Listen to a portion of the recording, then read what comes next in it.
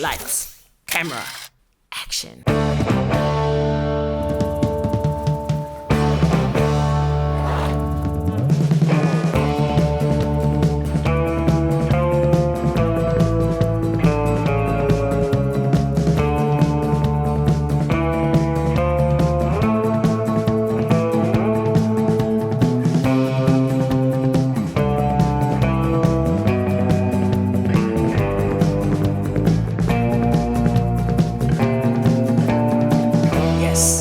Video, I will walk you through my YouTube setup and share some tips on how you can set up your own. So I usually get lots of questions from friends who want to start their own YouTube channel. So I was like, wait a minute, why don't I make a video and put it out there? I mean, yeah, let's go for it. Hi everyone, my name is JJ. As you already know, if you're interested in tech videos, tutorials, and reviews, this is your channel. Don't go anywhere, stick and stay for more awesome content. You ready? Yeah, encore. If you're in Ghana and you want any of the items in this video, link up with me and I'll help you buy them and ship them. So at the time of making this video, the camera I use is the A6700 and the Dji Pocket 3 being the B camera. The main camera is the A6700. The Sony A6700 is a mid-range mirrorless camera with a 26 megapixel APS-C sensor that shoots 4K 120 and has an inbuilt stabilization. So I decided to get this camera because it is firmly directed towards people who take both photos and videos. Aside the quality footage it produces, I really like this camera because of its compact body shape and it weighs around 500 grams without a lens. Speaking of lenses, I use the Sigma 30mm f1.4. That is what is on the main camera now, and sometimes the Sigma 16mm f1.4. But you know what? Forget about all these. Okay, forget about all these. Let me give you a free advice. Come closer, come closer. You see, the best camera is what you have now. Even if it's a smartphone, start with it, grow with it. It is a journey. Don't compare yourself to those who are already up there. Trust me, they also started from somewhere, so don't beat yourself. And these days we are even blessed to have cameras and smartphones that are able to capture amazing footages. There are numerous of videos on YouTube that were captured using smartphones. Remarkably, these videos often exhibit such high quality that viewers remain unaware of their mobile origins unless they are told. So you see, don't hold yourself back. Start with what you have, and as time goes on, fine, you would upgrade. Don't be like some of us. For me, in my case, you don't want to know what happened to me. You know, I told myself I was going to buy this camera, and you know, it took me forever to buy my first camera, and I wasn't putting out content. Imagine it was the other way around. While working on getting the camera, I was actually putting out content. I believe I would have been in a much better place in my YouTube journey, because the more you create, the more you make mistakes, and the more you make mistakes, the more you learn. The more you learn, the more you grow, and the more you grow, the better your chances of impacting the world positively and then cashing out. You like that one, huh? You like that one? Woo! On that note, I would like to say a big thank you to everybody who's been supporting this channel from day one. Charlie, you guys made it possible. Like, we are growing, and I don't even know what to say. I really appreciate you guys, and I salute each and every one of you. You guys made it possible, and God richly bless you. God bless you. I'm emotional right now.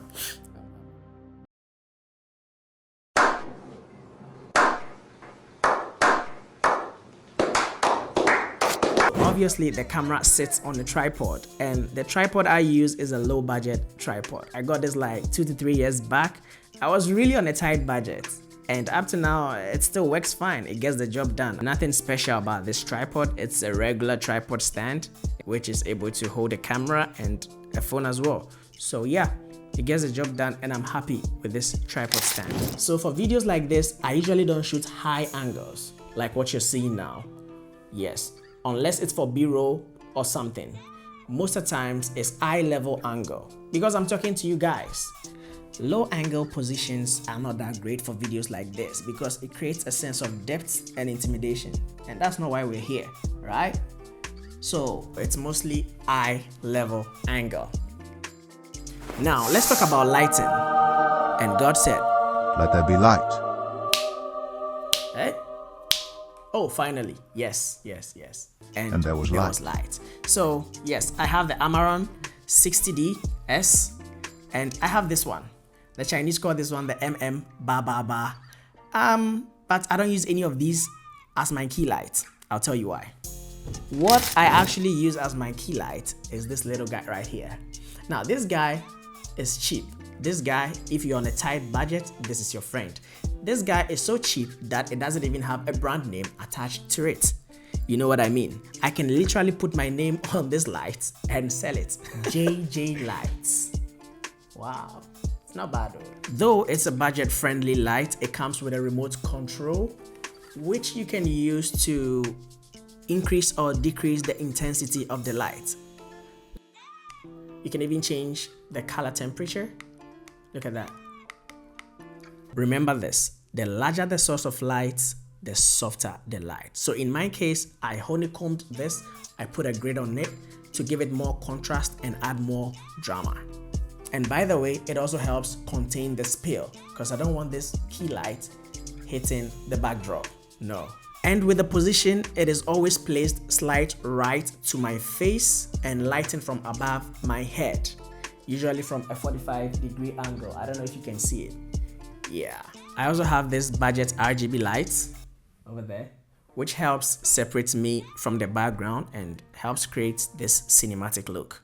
Mind you, the kind of look you're going for will determine the placement of your light. And if you are on a really tight budget, the natural light is your best friend. Just go say hello to it, stand by it, and then shoot your video. It works. Now, let's look at the background. So I decided to go with a solid color background, but I usually use the black backdrop, though it's a 3-color backdrop. Yes, I chose 3 colors because I was thinking of entering into the photography space in future and I didn't want to be touching and changing those backdrops all the time. But with this kind of setup, you're going to need stronger poles, not these ones. You don't want to wake up one day to see your backdrops on the floor. And so I ended up going with these ones over the traditional ones. I think it's called the cargo bar. And to be frank, ever since I started using them, I haven't had any issues or whatsoever. They are very solid, unmovable, and they don't take much space compared to these ones that have this kind of legs. Sound is very important, so you might want to invest in your sound. You don't want to sound terrible. In fact, there are lots of affordable wireless microphones out there that you can just pick up for starters. Yes, they are always better compared to the onboard microphones on your phone, especially if you're recording from a distance. The microphone I use is not what you're seeing right now. This is just a dummy. The actual microphone I use is this little guy right here. Let me show you. The Boya M1 Pro. It's a budget-friendly wired microphone. The sound quality is quite decent. I love it. In fact, that's what you've been hearing all this while. So what do you think? What do you make of this microphone? Let me know in the comment section. How you position your microphone also matters a lot. I usually have it closer to me this way. That means I would be talking directly into the sound. You can tell the difference if I move it a little further from me. But if I bring it closer to me, like with this distance, you can tell the quality improves. So sound placement also plays an important role of how quality your microphone sounds. I also have the Dji Mic 2. You can easily clip it here. It's a wireless microphone. You can clip it here. But if you don't like how it shows, you can just hide it in here and then attach your magnet to it. And then boom, just like that. You heard that sound, right? Just like that, it is hidden and you can record wherever you go. So with the Boya M1 Pro, since it's connected to the camera, the audio is recorded directly onto the camera, which means it doesn't give any separate audio files and it makes the editing process easy. Unlike the Dji Mic 2, which at this time cannot be paired to my camera. So it's going to produce a separate audio file. That means you would have to later on sync it in post-production. Too much work for some of us, okay? Too much work for some of us. By all means, try as much as possible to elevate your content and give your audience a good experience by investing in a decent microphone. Now let's talk about the editing software I use. So when it comes to cutting, joining, splitting, color grading, and mixing and all those things, I use Premiere Pro. And if I want to do like an effect, a serious effects or graphic work, I'll just use, After Effects and Photoshop to do some 1-2-1-2 stuff. And then when it comes to rendering or exporting the video, I use Media Encoder. Yes, recently I discovered that it is best to actually save in MOV so you can skip the compression from your editing software, and in case YouTube does their compression, you still have a lot more quality retained. So that's it. My YouTube setup broken down for you. I hope this video has been helpful. If you have any questions, leave a comment below. And remember, the most important thing is to just start creating. Don't worry about having the perfect setup right away. It takes time. Just grab your phone or camera, hit record, and share your passion with the world. I can't wait to see your content out there. If you're in Ghana and you want any of the items in this video, link up with me and I'll help you buy them and ship them. As usual, don't forget to like and subscribe, and I'll catch you in the next one. Have a great day. Peace. There are lots of Shakoto Lokoto. Overall, the sound for the DJI microphone is also good. The DJI Mic 2. Overall, the DJI Mic. Sorry. So basically, okay. So, hey, be serious. You can do this. Okay. So,